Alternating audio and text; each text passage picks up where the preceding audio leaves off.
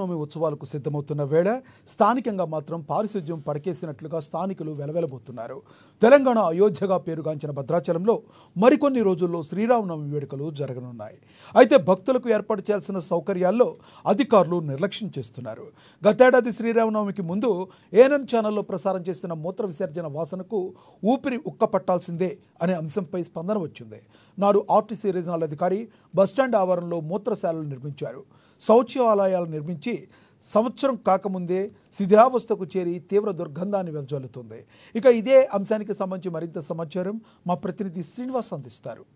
భద్రాద్రి కొత్తగూడెం జిల్లా భద్రాచలంలో ఈ నెల 7వ తేదీన జరగనున్నటువంటి శ్రీరామనవమికి మన తెలంగాణ రాష్ట్రం నుంచి కాకుండా ఆంధ్రప్రదేశ్, కర్ణాటక, అలాగే ఛత్తీస్గఢ్, ఒరిస్సా రాష్ట్రాల నుంచి కూడా అత్యధికంగా శ్రీరామనవమికి భక్తులు పాల్గొనేటువంటి పరిస్థితి ఉంది. ఈ యొక్క బస్టాండ్కి ఈ యొక్క 5 రాష్ట్రాల ప్రజలు శ్రీరామనవమి జరిపించేందుకు వస్తూ ఉంటారు. రోజువారీ కూడా 4 రాష్ట్రాల నుంచి బస్సులు వస్తూ పోతూ ఉంటాయి. అంతటి రద్దీ ఉండేటువంటి ఈ యొక్క భద్రాచలంలో కనీసం మూత్రశాలలు అందుబాటులో లేకపోవడంతో ఉన్నటువంటి మూత్రశాలలను వాటి భద్రంగా అంటే శుభ్రపరిచేందుకు ఆ అధికారులు మేనుమేషాలు లెక్కిస్తున్నటువంటి పరిస్థితి ఉంది. ఈ యొక్క మూత్రశాలల్లో ఉన్నటువంటి నీళ్లు మూత్రశాలలో పడకపోవడంతో మూత్ర విసర్జన చేస్తూ వచ్చేటువంటి ప్రజలు తీవ్ర అనారోగ్యాలకు గురవుతున్నట్టుగా కూడా సమాచారం ఉంటుంది.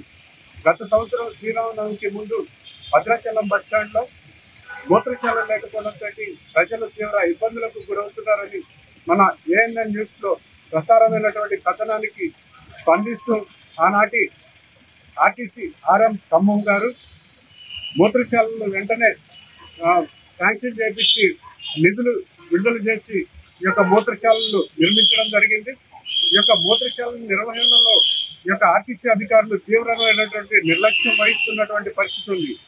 ఈ యొక్క వచ్చేటువంటి ఈ యొక్క ప్రయాణికులకు తీవ్రంగా అంటే అంటురోగాలు వచ్చేటువంటి పరిస్థితి ఉంది. ముక్కు మూసుకుంటే ఈ యొక్క బస్టాండ్ ఆవరణ నుంచి బయటికి పోయే పరిస్థితి లేదు. అలాగే బస్టాండ్ లోపలికి వచ్చేటువంటి పరిస్థితి లేదు. ఈ యొక్క ముక్కు పుట్టలు అదిరిపోయేటువంటి దుర్వాసన దుర్గంధంతో భద్రాచలం బస్టాండ్ అల్లాడుతున్నటువంటి పరిస్థితి ఉంది.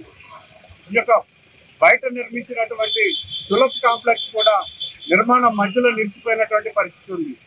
ఇలాంటి దౌర్భాగ్య పరిస్థితిని ఆర్టీసీ అధికారులు కావచ్చు, అలాగే జిల్లా యంత్రాంగం కావచ్చు లక్షలు కోట్ల రూపాయలు ఖర్చు చేస్తున్నటువంటి పరిస్థితి ఉంది. కానీ ప్రజలకి అందని ద్రాక్ష లాగా ఫలం ఉండిపోతుంది.